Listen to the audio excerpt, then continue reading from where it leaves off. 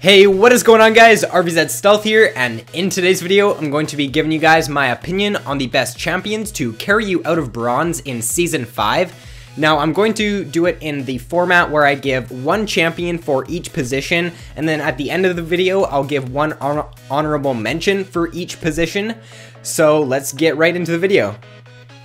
So for top lane, I have Tryndamere. Pros to Tryndamere he's very easy to play, which you will find is a common pro to most champions on this list. He's auto attack based. There's nothing much to his kit. All he does is auto attack people, which makes him really easy. He's also got a very strong late game because he scales really well, and his ultimate come late game is just so strong. You're going to be able to deal a ton of damage.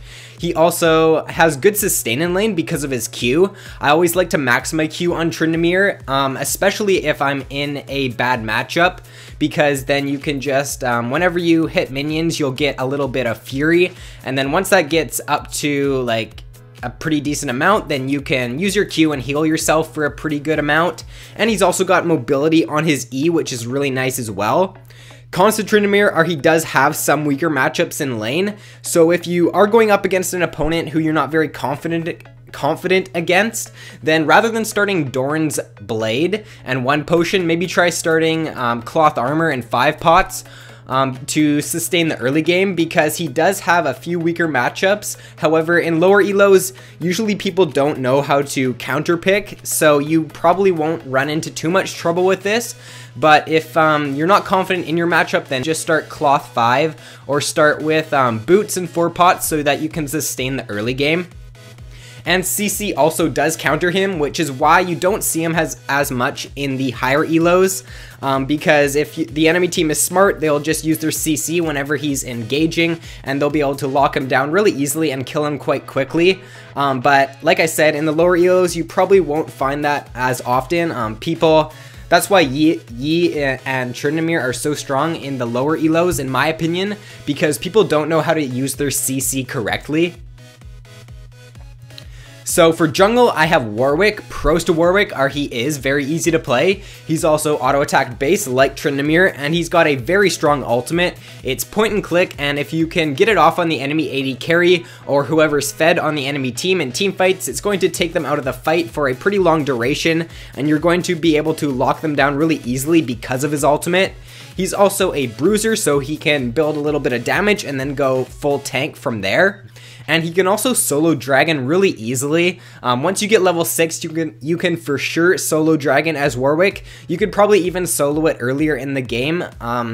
He's also got great sustain in the jungle, one of the best sustain junglers in the game other than Fiddlesticks. And he's also a great tower pusher because of his W. Cons to Warwick CC does counter him, like Tryndamere, because when he uses his ultimate, all the enemy has to do is use some sort of CC to knock him off whoever he's ulting. They can use a silence, they can use a fear, they can use any sort of CC other than a slow, I'm pretty sure, and it will negate Warwick's ultimate. And he is also weaker in the early game because he doesn't have the best early game ganks. You want to be farming the jungle as much as you can in the early game to try to get level 6 as Warwick, because when you do get level 6, his ganks are really strong, but before that, he doesn't really have much presence. Next up on my list, I have Katarina for mid lane. Pros to Katarina she's really easy to learn because she doesn't have any skill shots, but she's hard to master because you have to learn when to go in team fights, because she's countered really easily by CC, and you just gotta await the enemy. You just gotta wait out the enemy CC and try to go in at the right time, because if you don't and the enemy has their CC ability ready for you, then you're not gonna be able to get a lot of damage off in team fights. She's got insane burst though, and she's also got AoE damage with her ultimate, her Q, and her W. And she's a very strong team fighter because of all of her AoE burst damage. She's also a pretty good roamer because of her E, and she snowballs very hard as well. Cons to Katarina she is hard to master, and CC does counter her as well. You have to really pick when to go in during a team fight as Katarina, because if the enemy is saving their CC ability like a silence or a knockback or a fear, something like that, to negate your ultimate when you start channeling it, then you're not going to have a very good time playing Katarina, you really have to watch and pay attention to when the enemies are using their CC ability. For example, if you're playing against an enemy Warwick and he uses his ultimate on one of your teammates, then that's a pretty good time to go in, because that's one CC ability that the enemy team isn't going to be able to use on you. So you just got to pay attention to when the enemies are using their CC ability and go in at the right time. For AD carry, I have Tristana. Pros to Tristana are she's got an insane late game, and in lower elos, games usually tend to last really long, and Tristana is one of the best late game AD carries. She's also one of the best tower pushers in the game because of her Q and her E, and she's got really crazy self-peel because of her ultimate, and she's got great mobility with her W as well, and she's got that attack speed buff on her Q. Cons to Tristana are she is weaker in the early game. She doesn't really have a lot of burst damage like a Graves does or like a Corki does. She does take a while to get her power spike, but once she does get her power spike, once she gets around 3 items, she starts to deal a load of damage. And she doesn't have grievous wounds on her E anymore, which means the enemy's heal will be healing them for the full amount instead of whatever amount it reduced. So for support, I have Leona. Pros to Leona are she's got a very strong engage because of her ultimate and because of her E. And she's also really strong if you can get ahead with her because she's an engaged champion. And if you get ahead with Leona, then you can just always be looking for picks with your ultimate. And it's a really long range ability as well. So you're going to be able to use that to catch the enemies out of position, and bronze players are notorious for just being really careless about their positioning, so Leona's a really strong pick because of that. She's also got very strong CC, and her passive is really strong, especially for the laning phase, because once you engage on your opponent, your AD carry can proc your passive for a lot of damage. She's also got a very strong level 2 all-in, and she's got a very short cooldown ultimate, so you can always be looking to find picks with that whenever it's up.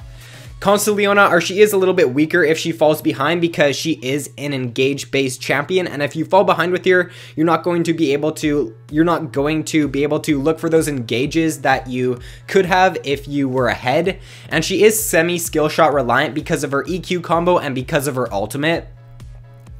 So some honorable mentions for this video include Annie for mid lane and support. So Annie is definitely one of the stronger champions in the game right now, especially for support.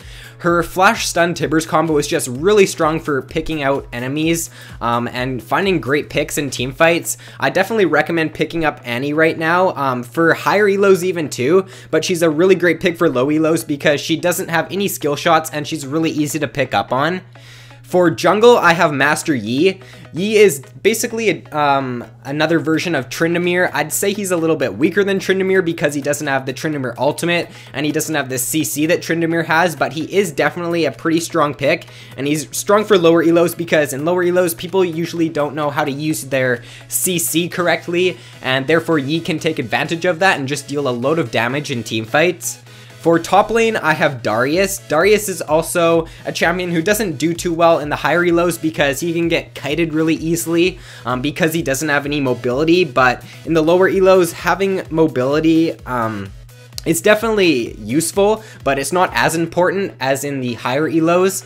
Darius has a really strong laning phase though, so if you can get ahead in the early game as him, then you can start to do a load of damage. And for AD carry, I have Caitlyn. Caitlyn's definitely one of the easier AD carries to pick up on. She's got a really safe laning phase, and she can poke down her opponents really well in the early game because of her long range. So that is all for the video, guys. If you enjoyed, then be sure to give it a like and subscribe if you haven't already. And let me know in the comments below if you do not agree with my list, who you guys think are the best champions to carry you out of bronze in Season 5. So thanks for watching, guys. I hope you have a great day, and I will see you in my next video.